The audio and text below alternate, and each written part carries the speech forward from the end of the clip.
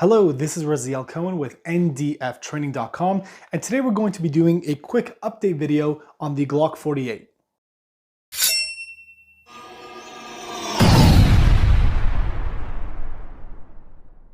So a little while back, we finished kind of the series of the Glock 48, the modifications that I choose to use on the Glock 48 and kind of preferences to be able to look at. I kind of wanted to give a small update just with things that I feel like I want to tweak or just things that I've now become aware of that I think are kind of important to mention. So if you're someone who might set up the firearm similar to the way I did, just maybe things to take into account. The first little thing that I wanted to point out is the magwell. The magwell fits very, very nicely. It feels really good. It kind of makes you have the grip of a Glock 17 while still having the hold of a Glock 19 in a Glock 48, if that makes sense. So the Glock 48 is exactly the same as the Glock 19, just a little bit thinner. So the grip length is the same. For me, I really fit much better into a Glock 17 grip. Just my hand size fits that much better. So adding a magwell does two things. It helps with being able to reload, as well as also kind of having a pinky extension, which helps you have kind of an exaggerated grip to kind of replicate a 17. So it really does feel good. There is some small thing to point out though, is that with the extended magwell, what ends up happening is that when you're carrying appendix,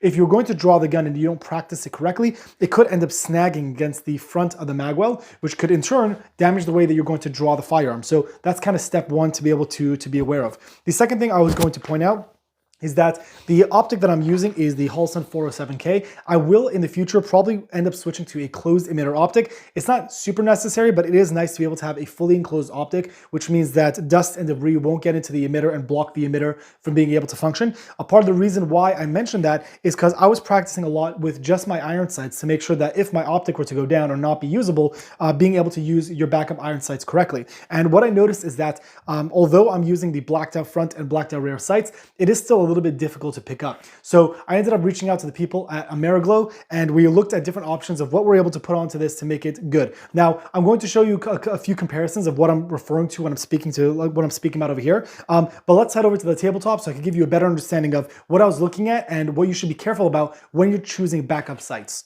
Okay, so we are now at the tabletop, and what I wanted to point out is going to be about the sights. So I do have a red dot that you'd be able to probably be able to see through there if I set it up correctly, and that works really well. The issue I was ending up running into is when I was practicing without the red dot, which is something that you really should do. A lot of people don't practice what would happen if their optic goes down. That's the reason why we have backup sights, and that's the reason why we would spend a little bit more money on getting suppressor height sights to make sure that if something were to happen to the optic, we have an alternative option of what we're able to use. So the sights I was previously using were these sights over here, where what it is I showed this in the previous video, is a blacked out front and blacked out rear sight. So I'll be able to show this side. You could see how there's nothing over there. And then this is the front sight. It has serrations on it, which I'll try to be able to get on camera.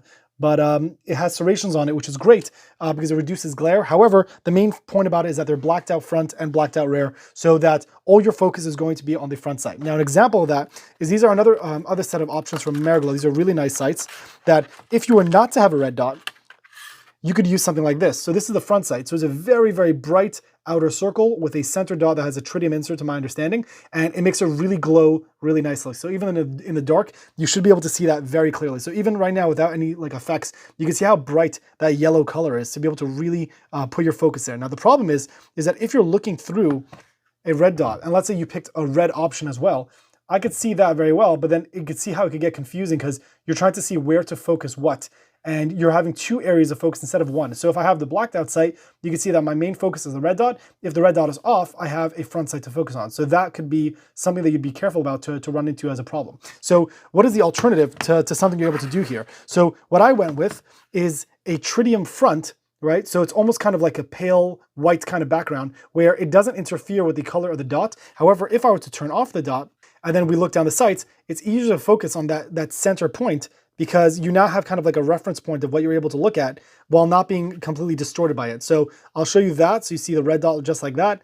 And then if I turn it off, you still have that marker right over there that you're able to see what that looks like. So it's not meant to be a overly bright, overly complicated option. It's just meant to be able to use as a reference point that if your main optic goes down, you have something that you can reference point as like the center point of your front sight. So this is kind of like a very quick optic. I'll be able to leave kind of links in the description for like Ameriglo sights. So they have a huge variety of options that you're able to look at. So these ones, which I still think are great, it just kind of has, you have to know like the time and place to be able to use them, is going to be the blacked out front and blacked out rear sights. They have these ones, which are also standard height sights. They're able to get a shorter rear, and then a very, very front sight that's really bright. So you can see how quickly you'll be able to pick that up. And then you have these ones, which is the blacked out rear and the front, which has kind of like a reference point to be able to look at, which is currently my preference after running this gun for quite a bit. I feel like that's what really works for me well. So if you have any questions on this, please feel free to leave a comment in the comment section below, and I'll get back to you as soon as I can. This is Raziel Cohen with ndftraining.com. Thank you for watching.